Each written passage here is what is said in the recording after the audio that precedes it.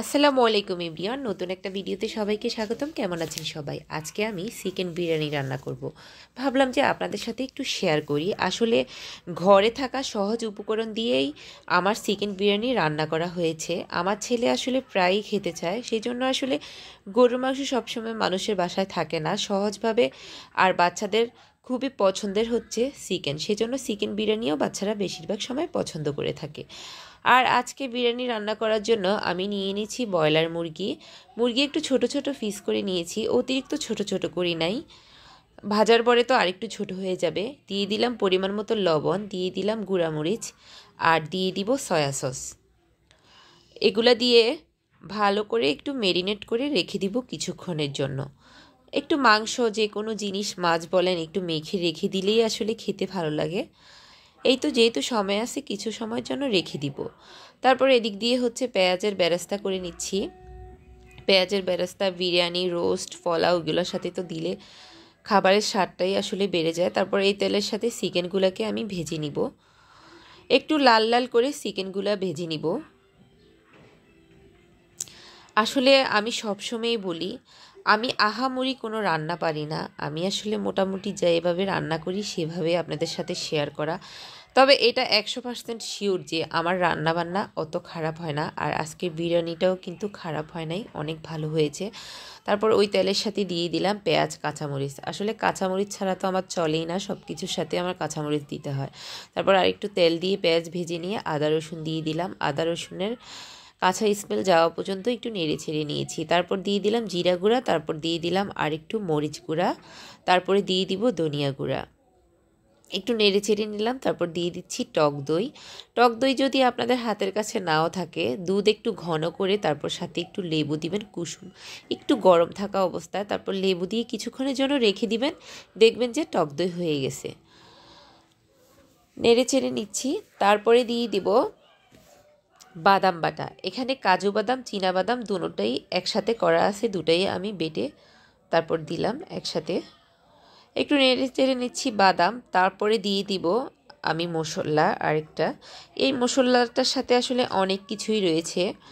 এই মশলার সাথে বড় এলাচ, ছোট এলাচ, তারপরে দারুচিনি, তারপর জায়ফল, জয়িত্রী, স্টার মশলা, শাহি গুঁড়া, এক কথায় আরও অনেক ধরনের মশলাই রয়েছে এখানে এই মশলাটার তৈরি। তারপর দিয়ে দিলাম এই মশলা দিয়ে একটু নেড়ে ছেড়ে নিচ্ছি। তারপর দিয়ে দিলাম আগে থেকে জাল করা দুধ। দুধ দিয়ে একটু কষিয়ে নিচ্ছি। কষিয়ে নেওয়ার পরে আমি চিকেনগুলো দিয়ে দিব।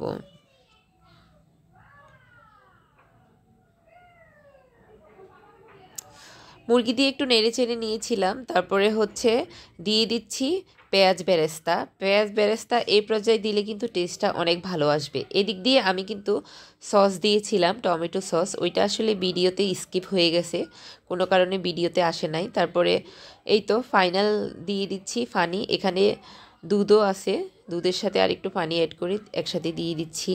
তারপরে দিয়ে দিচ্ছি চিনি। প্রায় উঠানোর সময় হয়ে আসছে। কালারটাও খুব সুন্দর আসছে, আর কালার যেহেতু সুন্দর আসছে খেতেও টেস্ট লাগবে, কারণ সব ধরনের উপকরণ একেবারেই ভালোভাবে দেওয়া হয়েছে।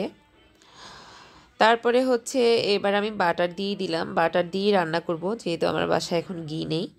তারপরে বাটারের সাথে একটু আদা দিয়ে দিচ্ছি, কোনো রসুন দিব না, পেঁয়াজ দিব না। আপনারা চাইলে একটু পেঁয়াজ দিয়ে নেড়ে ছেড়ে তারপরে চাল দিতে পারেন। আমি এই পর্যায়ে আর পেঁয়াজ দিচ্ছি না, নর্মাল যেভাবে রান্না করতেছি সেভাবেই শেয়ার করা আর কি। তারপরে চাল দিয়ে একদম ভালোভাবে নেড়ে চেড়ে নিব, চুলার আঁচ একটু কমিয়ে, যাতে নিচে পোড়া না লাগে।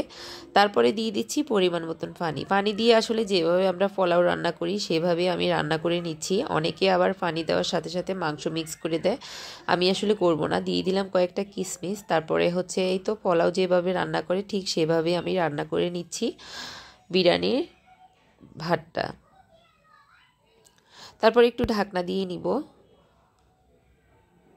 অনেকাংশেই হয়ে গেছে, প্রায় 80%-এ এখন আমার রান্না হয়ে গেছে। এই পর্যায়ে আমি উপর দিয়ে দিব চিকেনের রান্না।